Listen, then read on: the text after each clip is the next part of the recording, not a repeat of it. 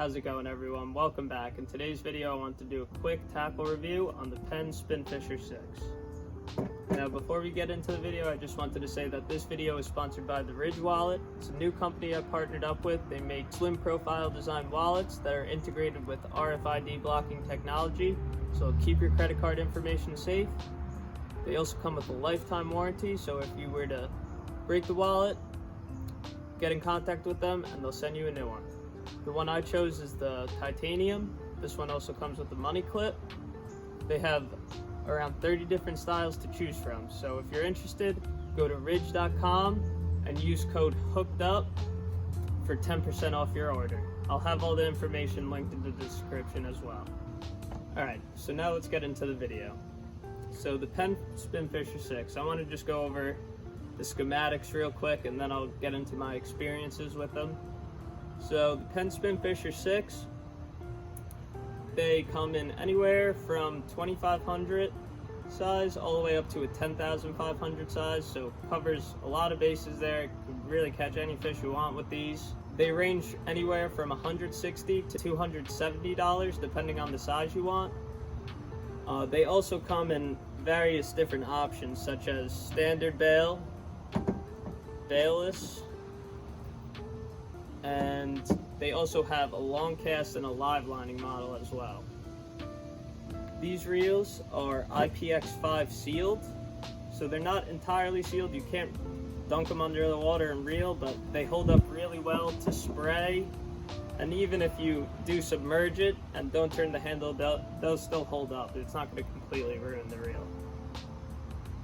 They have 6 ball bearings, 5 in the body and then 1 roller bearing. They have a full metal body. I believe it's made out of aluminum. They also have a sealed drag, so if you're fighting a fish, even in the surf, you're taking on spray, the water's not going to screw up the drag. It's not going to make it all jumpy. The drag keeps the water out. This is their HT100 drag. If you're not familiar with the HT100 drag, basically they put these drag washers through a test where they'll pull out 100 miles of line and the drag washers will still be intact and in good condition. So they'll really hold up for a long time. You don't really have to worry about the drag burning out on these reels.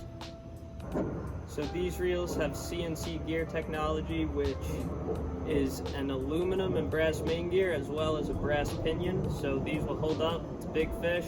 Great, I've never had any issues with the gearing on them. And I've been fishing these now for almost a year and a half, and I've caught tuna, hundreds of striped bass, bluefish, false albacore, and they still hold up great and work like the first day I got them. Now, I was never really a big Penn guy. I always thought Shimano and Daiwa were the higher end reels, but a few years back, my friend actually gave me this reel, so if you're watching this, thank you, man. I love this thing. This is actually the older model, and I've caught hundreds, maybe even thousands of striped bass with this reel, and one of my biggest striped bass coming in at 47 inches, and this thing still works like the day he gave it to me. It's an awesome little reel. This is the 4500 size. I'd even recommend the older generation as well. They hold up well. The only thing I don't like about the 4500 size and this Penn series is that it's the small paddle handle. When you're hooked up to a bigger fish, it's hard to turn because you don't really have a lot of leverage with it. But that's my only complaint on this older reel. And even on the newer model, the 4500, it has this small paddle handle. So you might want to take that into consideration when you're purchasing one. Now for the newer versions, I've put these things up against tuna.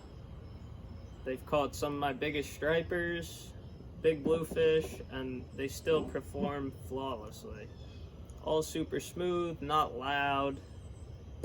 Like, I know, at least in my experience fishing Shimanos in the saltwater, after about a year, they'll get really loud and the bearings will start to go on them and you just have to replace them, but it's kind of annoying.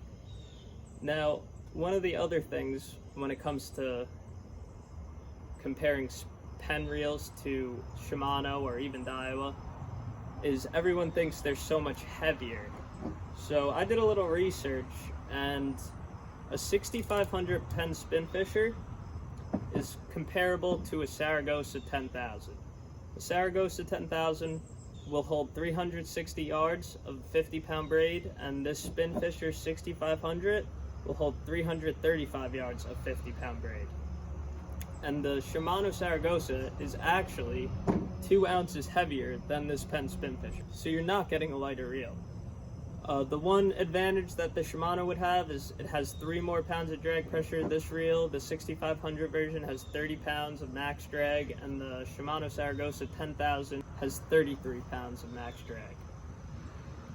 Now, I made a video in the past about this Daiwa Salt. This is the older generation. I know they just came out with a newer generation, but I made a video about this in the past when I first got it and put a little use on it, and it was a great reel.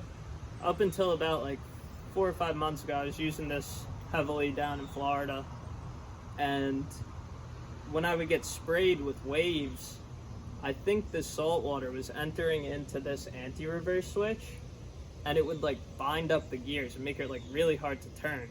And this claims that it's mag sealed, but I mean, you get this thing a little wet and it doesn't really perform as it should.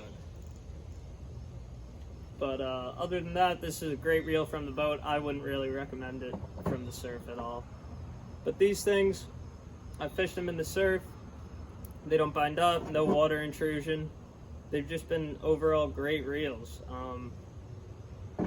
I use this bailless version surf casting for when I'm casting like heavy plugs.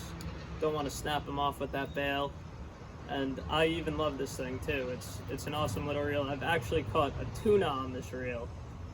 My biggest tuna, actually, like 70 pound tuna.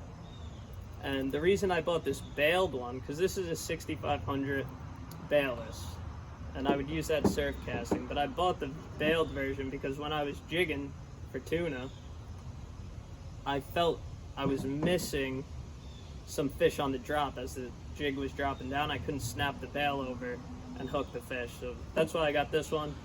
Haven't put too much use on this one yet, but this thing's held up to chucking big plugs for about a year now, and a 70-pound tuna, so, and it still performs flawlessly, super smooth.